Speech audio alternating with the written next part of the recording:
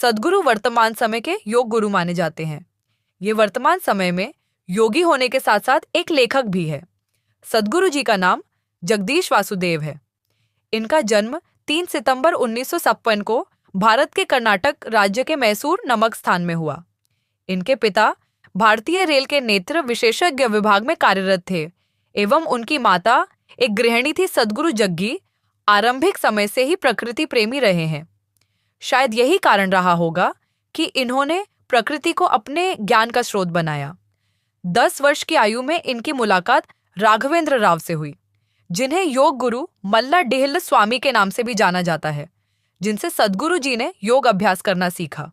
इन्होंने मैसूर विश्वविद्यालय से अंग्रेजी भाषा में स्नातक की शिक्षा प्राप्त थी। इसके बाद इन्होंने अपना व्यवसाय शुरू किया, जिसमें ये काफी सफल भी रहे। 4 वर्ष की आयु में ये मैसूर के निकट स्थित चामुंडी पहाड़ी में जाकर आत्मज्ञान की प्राप्ति के लिए समाधि में लीन हो गए। इसके बाद उनके जीवन में अद्भुत परिवर्तन हुआ। इसके बाद फिर इन्होंने समाधि लीन होने का फैसला किया और इस बार ये 13 दिनों तक इसी अवस्था में रहे। जब उन्होंने अपनी आंखें खोली तो इनके चारों ओर लोगों की भीड़ देखा तो ये बड़े आश्चर्य हो गए, क्योंकि इनके अनुसार अभी 25 मिनट का समय हुआ था, परंतु वास्तव में इन्हें 13 दिन का समय हो चुका था। इसके बाद वे अपने व्यवसाय को छोड़ पूर्ण रूप से योग जगत में लीन हो गए। इस प्रकार उन्होंने योग साधना में महारत हासिल की और इन्हें जगदीश वासुदेव से सद्गुरु जग्गी वासुदेव पुकारा जाने लगा। इसके बाद इन्होंने लोगों को योग सिखाना आरंभ किया। वर्ष 1933 में उन्होंने बड़े पैमाने पर लोगों को योग की शिक्षा भी दी। वर्ष 1984 में इन्होंने विजया कुमारी से विवाह किया और इन्हें एक पुत्री हुई, जिन्हें सद्गुरु राधे बुलाते हैं। उनकी पत्नी विजया कुमारी एक बैंक कर्मचारी थी। इसके बाद उन्होंने अपना समय योगाभ्यास में दिया एवं वर्ष 1996 में समाधि लीन होने की स्थिति में इन्होंने अपना देह त्याग कर मोक्ष की प्राप्ति की। वर्ष 1933 में इन्होंने ईशा फाउंडेशन की स्थापना की। ईशा फाउंडेशन एक लाभ रहित मानव सेवा संस्थान है। यह मानसिक और आंतरिक कुशलता के लिए समर्पित है। यह भारत के साथ साथ कई देशों में सक्रिय है। यहाँ लोगों को योग के द्वारा ज्ञान, कर्म, मुक्ति, शिक्षा सिखाया जाता है। यह संस्थान तमिलनाडु के कोयम्बटूर में स्थित है। ईशा फाउंडेशन के मध्य बीचों बीच एक 13 फीट 9 इंच ऊंचे शिवलिंग का निर्माण किया गया है। वर्ष 2017 में सद्गुरु द्वारा 112 फुट ऊंचे आदियोगी शिव की प्रतिमा बनाई गई है, जहां उनके द्वारा लोगों का मार्गदर्शन किया जाता है। ईशा फाउंडेशन की पर्यावरण संबंधित प्रस्ताव में ग्रीन हैंड्स परियोजना एक मुख्य लक्ष्य है। इसके अंतर्गत पूरे तमिलनाडु में लगभग 13 करोड़ वृक्ष लगाने का लक्ष्य निर्धारण किया गया है। इसके अंतर्गत तमिलनाडु और पुदुचेरी में 1800 से अधिक समुदायों ने 20 लाख से अधिक लोगों द्वारा 82 लाख पौधों के रोपण का आयोजन किया।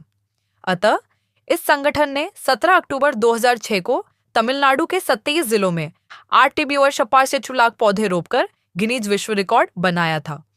वर्ष 2008 में पर्यावरण सुरक्षा के लिए किए गए कार्यों के लिए इन्हें इंदिरा गांधी पर्यावरण पुरस्कार से सम्मानित किया गया था।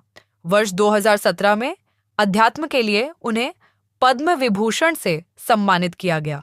वर्तमान समय में सद्गुरु जी नदियों के संरक्षण के पक्ष में अभियान चला रहे हैं। सद्गुरु द्वारा स्थापित ईशा फाउंडेशन एक लाभ रहित मानव सेवा संस्थान है, जो लोगों की शारीरिक, मानसिक और आंतरिक कुशलता के लिए समर्पित है। यह 2,50,000 से भी अधिक स्वयंसेवियों द्वारा चलाया जाता है। इसका मुख्यालय ईशा योग केंद्र कोयम्बटूर में है। ग्रीन हैंड्स परियोजना ईशा फाउंडेशन की पर्यावरण संबंधी प्रस्ताव है। पूरे तमिलनाडु में लगभग 16 करोड़ पेड़ रोपित करना परियोजना का घोषित लक्ष्य है। अब तक ग्रीन हैंड्स परियोजना के अंतर्गत तमिलनाडु और पुदुचेरी में 1800 से अधिक समुदायों में 20 लाख से अधिक लोगों द्वारा 82 लाख पौधे के रोपण का आयोजन किया है। इस संगठन ने 17 अक्टूबर 2006 को तमिलनाडु के 37 जिलों में एक साथ 8.5 लाख पौधे रोपकर गिनीज विश्व रिकॉर्ड बनाया था। पर्यावरण सुरक्षा के लिए किए गए इसके महत्वपूर्ण कार्यों के लिए इसे वर्ष 2008 का इंदिरा गांधी पर्यावरण पुरस्कार दिया गया। वर्ष 2017 में आध्यात्म के आपको पद्म विभूषण से भी सम्मानित किया गया। अभी वे रैली फॉर रिवर नदियों के संरक्षण के लिए अभियान चला रहे हैं। असम के काजीरंगा नेशनल पार्क में सद्गुरु जग्गी वासुदेव की नाइट सफारी करने पर विवाद खड़ा हो गया है।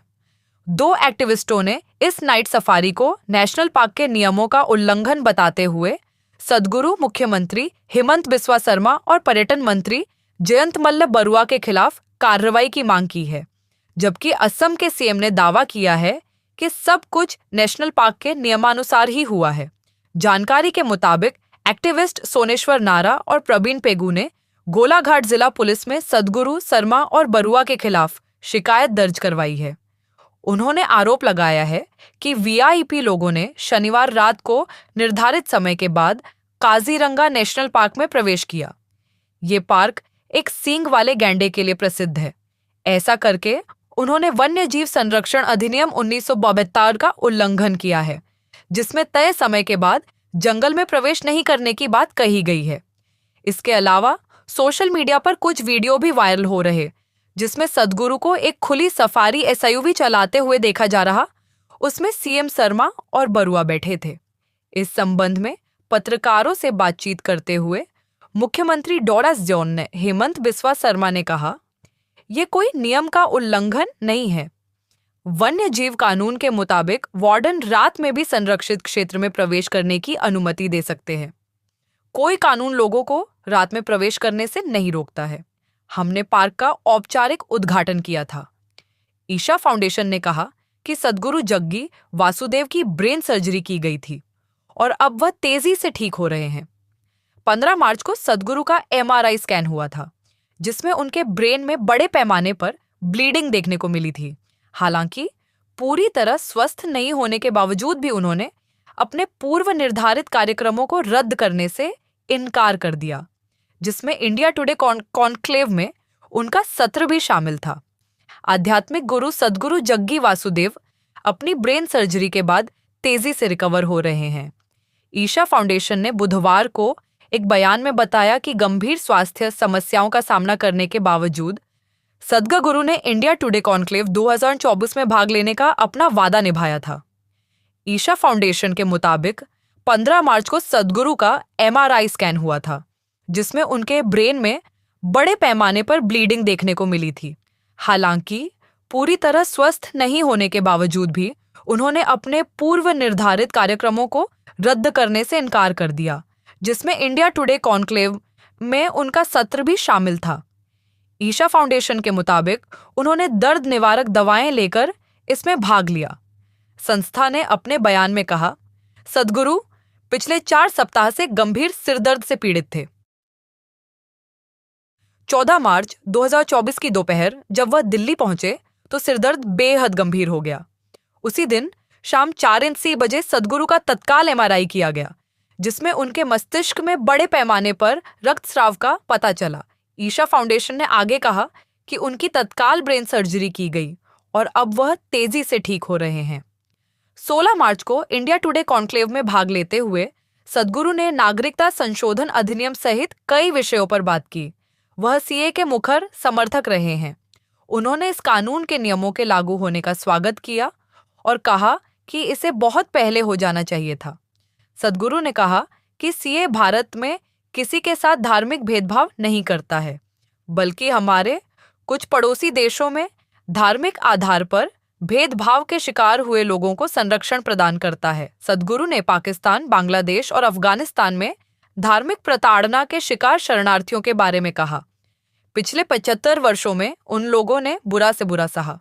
कई लोग 30 से 40 वर्ष पहले उधर से इधर आ गए, लेकिन वे अभी तक इस देश में शरणार्थी ही थे। क्या हमें शर्म नहीं आनी चाहिए? ऐतिहासिक भूल के कारण जब देश बंटा, इस दौरान कई लोग गलत साइड में रह गए। बाद में उन्होंने कोशिश की कि हम सही देश में चले जाएं। वह 30-40 साल पहले इधर आ गए, लेकिन उन्हें अभी तक नागरिकता नहीं मिली। उन्हें हमारे देश में कोई अधिकार नहीं मिला, जिस पर हमें शर्म आनी चाहिए। सीए पर कोई विवाद है ही नहीं, बल्कि इसे लागू करने में इतनी देरी हमारे लिए शर्म की बात है। वन नेशन वन इलेक्शन के बारे में सद्गुरु ने कहा, मेरे हिसाब से एक राष्ट्र एक चुनाव राम राज्य की ओर एक महत्वपूर्ण कदम है। कुछ लोगों का तर्क है कि अभी बीजेपी जीत रही है, इसीलिए वह वन नेशन वन इलेक्शन के पक्ष में है।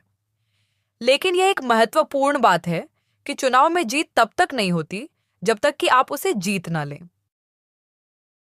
अगर कोई यह सोचता है कि बीजेपी जीत रही है, इसलिए वह वन नेशन वन इलेक्शन की बात कर रही है, तो वह खुद को ही मूर्ख बना रहा है। निश्चित रूप से हम सब 5 साल में एक बार चुनाव को आसानी से अफोर्ड कर सकते हैं। सद्गुरु पिछले 4 सप्ताह से गंभीर सिरदर्द से पीड़ित थे। हालांकि बयान में कहा गया है कि गंभीर दर्द के बावजूद वह अपने कार्यक्रम जारी रखते रहे। उन्होंने 8 मार्च को महाशिवरात्रि कार्यक्रम भी आयोजित किया। इसके बाद जब वह 14 मार्च को दिल्ली पहुंचे तो सिरदर्द तेज होने लगा। जब यह बेहद गंभीर स्थिति पर पहुंच गया तो इंद्रप्रस्थ अपोलो अस्पताल के वरिष्ठ सलाहकार न्यूरोलॉजिस्ट डॉक्टर विनीत सूरी की सलाह ली गई। उन्होंने सद्गुरु की उसी दिन शाम 4:30 बजे एक एमआरआई की, जिसमें उनके ब्रेन में ब्लीडिंग का पता चला। करीब 3-4 सप्ताह पुरानी ब्लीडिंग के साथ ही एक और फ्रेश ब्लीडिंग का भी पता चला। इसके बाद उन्हें अस्पताल में भर्ती कराया गया। ईशा फाउंडेशन का तो यहां तक कहना है कि इस दौरान सद्गुरु ने डॉक्टरों से कहा कि उन्होंने पिछले 40 साल में कभी भी एक भी बैठक नहीं छोड़ी है। 17 मार्च को सद्गुरु की न्यूरोलॉजिकल स्थिति काफी खराब हो गई।